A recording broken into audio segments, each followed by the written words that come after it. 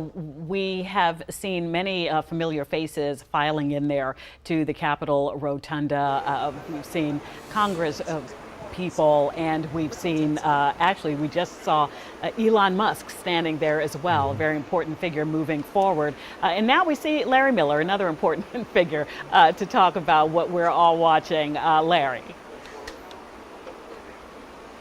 Hey guys, good morning. Yeah, we've been watching history unfold today, and right now we are in the Capitol Rotunda watching as a number of the president's nominees to lead important and critical agencies within his administration are now making their way into the Capitol Rotunda. Just a moment ago, we saw Pete Hegseth, a former anchor with Fox News and a nominee for the Department of Defense.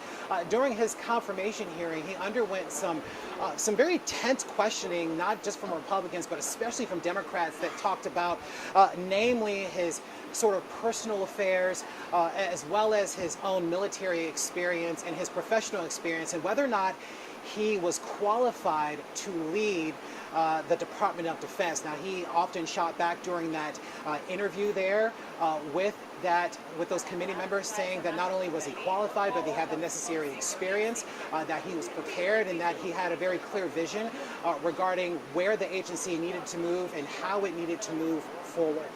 So in addition to him, we've seen a number of these sort of contentious confirmation hearings that have been taking place. And so you're looking at a number of other members who have been nominated to serve critical key positions in the Trump administration. So we will see how those confirmation hearings move forward, but no doubt they've been contentious, but whether or not they have the votes to move forward remains to be seen. Republicans have certainly signaled that they are willing to provide that necessary support. Democrats have been fiercely opposed, but as we know, Republicans hold the majority in the Senate, and so it appears that the numbers are certainly on their side, but of course we will see how that voting takes place once it gets out of committee into the entire Senate legislature. Let's take you back there now to the Capitol Rotunda, as we've been watching a number of the president's officials and members of the incoming administration kind of making their way into the Capitol Rotunda. There's been a lot of questions about what the president's speech will focus on. After he is sworn in at 12 o'clock today, what will we hear in this speech? What will be the tone, the tenor of this inaugural address? Could it be different from what we saw during the first time that he did it back in 2016 or 2017, I should say? That remains to be seen. But certainly, if we're reading the tea leaves, if we're looking at the president's tie today, the fact that it's purple, very much a departure from the red tie that he's had before, certainly a certain signaling, so to speak, that this could be a much different speech where we're talking about unifying the country over what was a rather tense and contentious race for the White House.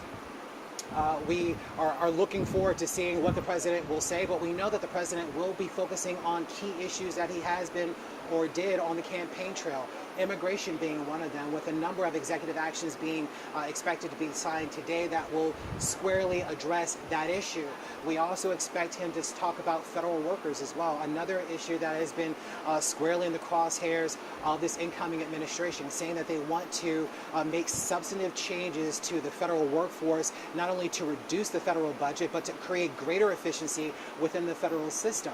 Now, in order to do that, they have enlisted the help of Elon Musk and Vivek Ramaswamy, leading this sort of Department of Government Efficiency, this sort of committee to provide advice, to provide counsel to the legislature regarding what they can do to pass legislation that will address the issue of the federal workforce and trying to decrease the sort of federal budget.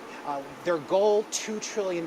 We've already learned that they say they won't be able to exactly get that mark in the time frame that they've outlined, but it's certainly something that they are working to do.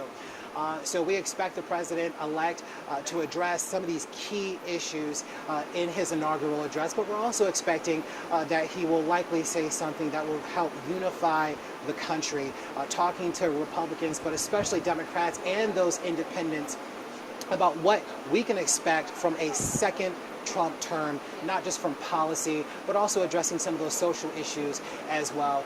You heard from some of my colleagues the conversation regarding members of the LGBTQIA community who have expressed some concern about what this incoming administration, what impact they will have specifically on this community. There's been a lot of talk about trans rights in this country, and we know that this administration has been very clear about their position regarding trans persons participating in sports, namely in women's sports. And so we expect that there will be executive action that will look at that today as well, that will be signed by the president. The president being very clear in his remarks just a few days ago that they are going to take swift and decisive action today to start to lay the groundwork regarding what this next 4 years with the Trump administration will look like and how they plan to move forward addressing a lot of those key priorities. So as we see right now in the Capitol Rotunda, really the excitement is building as we expect the president-elect as well as the president to make their way there for the swearing-in ceremony as well as the inaugural address. One of the things that we've seen as we've talked with people along the campaign trail and even those that have been participating here in Washington in the inaugural events is that they're excited about what this new administration will do, how it will govern for the next 4 years, what it will mean for so many Americans. And while there is strong opposition, there is strong support. We're talking about an administration, a candidate, now the president-elect, who is able to sweep all of the battleground states. And they were able to do that by staying on message, staying disciplined, and spending a lot of time talking to those voters on the ground. One of the things that when we kind of heard from Democrats in a sort of post-mortem was really, where did they miss the mark? Why weren't they able to sort of cut through the noise and being able to get a lot of those voters that they thought were going to be in their coalition, men, particularly white men, and individuals of color, women, key demographics that they needed to secure in order for them to have any chance of trying to get those critical battleground states.